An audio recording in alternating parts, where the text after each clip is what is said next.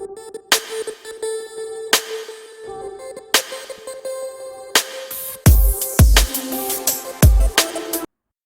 everyone and welcome to second episode of Flying Stories. I hope you all guys are doing well at home during this COVID pandemic and you are all safe.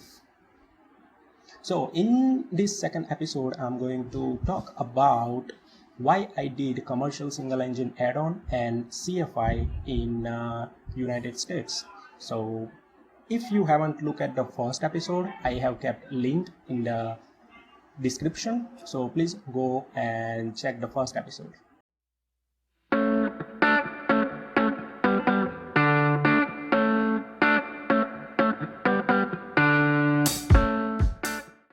So let's start with the second episode. So when I completed my commercial multi-engine, I have two choices: either I come back to India and do the conversion, or I will stay in United States and continue with my CFI training and commercial single engine add-on training. So I talked with a few people and I also talked with my family. And when I went to my flight school to talk about CFI, so they told me that they are going to sponsor me for the CFI. So basically I don't have to pay for my flight training and ground training. So that was a really nice offer. So after completing my commercial multi-engine training, I came back to India and applied for the DGCA computer number because I haven't one. Okay, so now single engine add-on is like really cool thing, because if you have commercial multi-engine and then you get your commercial single engine, then this Checkride gonna be really easy. Now if you planning to convert your license in India, it will benefit you. How? So when you do commercial training on single engine and multi-engine both, then when you come in India and you have to do your flight test, at the time you can do your flying test on single engine, so you can save some amount of money, and also you can get the slot for the checks really like easily. So that is the advantage. So if you are in a foreign country and you are doing your CPL training over there, I advise you to come up with take both the license, single engine commercial also and multi-engine commercial also. I completed my single engine training in around 1 week because it is really easy. You have to do few new maneuvers and that's it. So I prepared for it in almost 1 week and I got the single engine add-on, commercial single engine add-on. So that was like really easy check ride. Okay, so after I completed my single engine commercial training and I passed the check ride.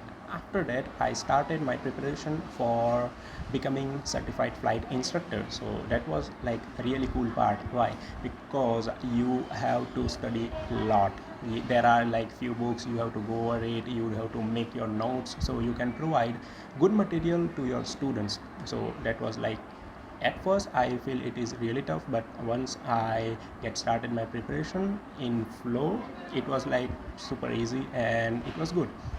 So I prepared for like CFI check ride for almost 2 months, and in that I did 10 hours of flying. So basically flying is quite annoying. Why? Because like you have 200 hour flying from the left seat, and now as you wanted to become a CFI, you have to fly from the right seat. Not only that, with that you have to also show your instructor that how you're gonna teach your student. So you have to fly from the right seat and you have to show your instructor how you're gonna teach your student. So first 2 or 3 hours of flying, it was like difficult, but once I get used to, it was like super easy and it was a fun. Okay, so when I went for the check ride, almost after 2 months, I have to go over few theories and few explanation, and also examiner asked me how you're gonna teach your student, how you're gonna go ahead and explain him few things. So that was like really nice, but I made few mistakes in few topics. So due to that, in first check ride, I failed and I prepared again for the check ride, and after 2 weeks I again went for the check ride.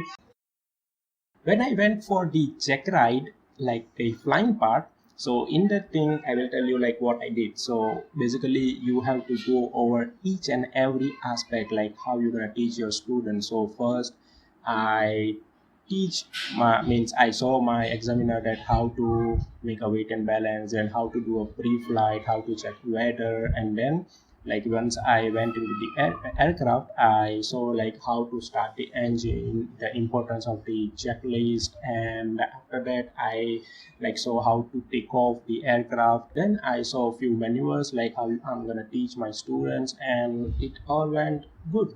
And finally I made it and I got my CFI license.